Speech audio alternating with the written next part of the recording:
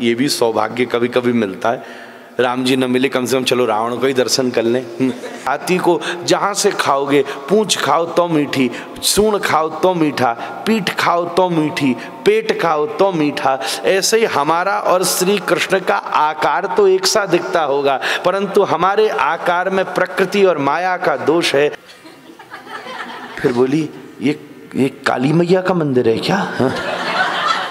मैं बोलो काली मैया को नहीं, काली बाप को है ये। एक बार एक महात्मा एक घर के पास से जा रहा था और अंदर से लड़ने की बड़ी जोर से आवाज आ रही थी, अरे मैं तो हाथी खाऊंगा, मैं तो ऊंट खाऊंगा, मैं तो जिराफ खा जाऊंगा, जेबरा खा जाऊंगा। बताओ, संत तो चौंक गया, थर थर कांप गया। रावण कुंभकर्ण के बारे में सुना तो था हमने, ऐसा कौन है जो जिराफ, जेबरा, हाथी, ऊंट खा जाएगा महाराज? बड़ी खतरनाक बात है ये तो। उसके मन में बड़ी आकर्षण हुआ। उसने कहा है तो गलत यार, पर ये भी सौभाग्य कभी कभी मिलता है। राम जी न मिले, कम से कम चलो रावण को ही दर्शन कर लें। क्या पता उसी भरोसे मिल जाए। तो महात्मा गया और जोर से जाके उसका दरवाजा खटखटाया। पीछे से एक मैया ने दरवाजा खोला। बाबा जी कहाँ, कैसे आना हुआ हाथ में? अरे महाराज एक मैया हमारी प्रार्थना है। क्या? बोले अपने बालकों का दर्शन करा दे। क्यों? बोले ऐसे बालक तो हमने सुने नहीं जो हाथी और ऊंट खाते हैं।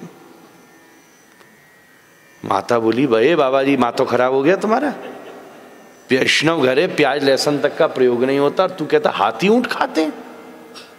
ए मैया हमसे झूठ मत बोला, हम अभी जा रहे थे, हमारी कानों में भी बिल्कुल यही बात गई है, हमने अपने कानों से सुनी है।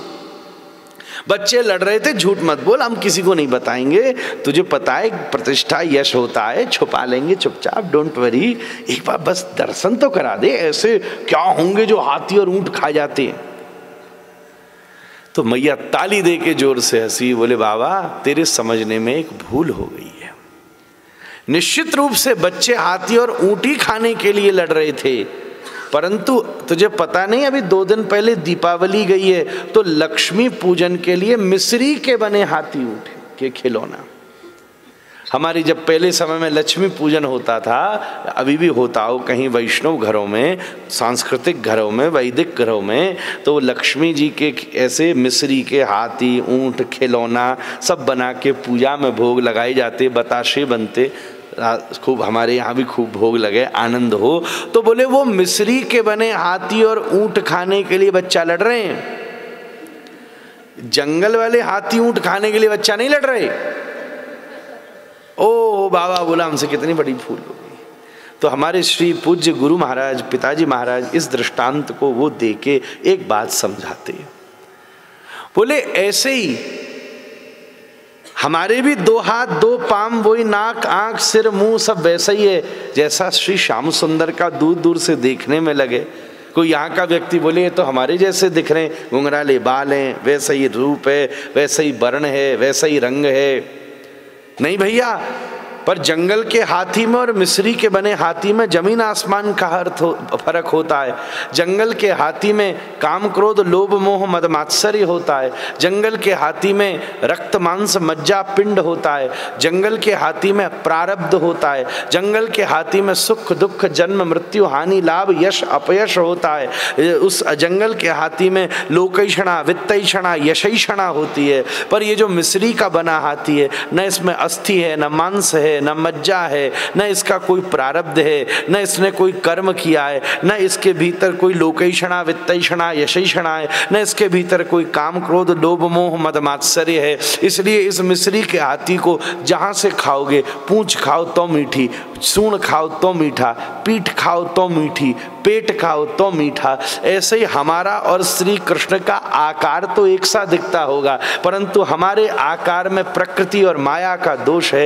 ये क्या है? जरा सी खाल पलट जाए तो अभी लोग नाक बंद करके यहाँ से भाग जाएंगे। देहेस्ति मांस रुदिरो भिमतम त्यजध्वम जाया सुता दिशुसता ममताम विमंच। श्रीमद् भागवत का श्लोक कह रहा है देहेस्ति मांस रुदिरो, श्री शंकराचार्य जी चरपट पंजरिका में कह रहे हैं, अंगम गलितम पलितम मुंडम दशन विहीनम जातम तुंडम वृद्धो याति गृहीत्वा दंडम किमपि न मुंशत्याशा पिंडम। इसलिए भज गोविंदम भज गोविंदम गोविंदम भज मूढ़मते। ये क्या स्थिति हो जाएगी, शरीर धीरे धीरे जर्जर होता चला जाएगा। अंगम गलितम पलितम मुंडम, आहा कैसी वृद्धावस्था है। नाभाजी लिखते, नाक से बहेगा नाला, लाठी से पड़ेगा पाला, पड़े पड़े जिंदगानी में थूकते रहोगे पिकदानी में। और भक्ति क्या करोगे जब शक्ति न रहेगी तुम्हारी बंद बाणी में। इसलिए भजन करिए भगवान का जवानी में। फिर क्या करोगे महाराज बाद समय, उस समय जाओगे जब आंखों में जाला पड़ जाएगा। राधा रमन जी का दर्शन करिए। एक बूढ़ी मैया राधा रमन जी के पास आके देख रही, इधर इधर जहाँ व्यासपीठ लगी ना, यहाँ देख रही। हम पहुंचे, अपने माँ क्या देख रही है? बोले ये देख रहे भगवान कहाँ है यहाँ। हमने वो देख सामने अंदर बैठा है। अच्छा। फिर बोली ये काली मैया का मंदिर है क्या? मैं बोलो काली मैया को नहीं, काली बाप को है ये।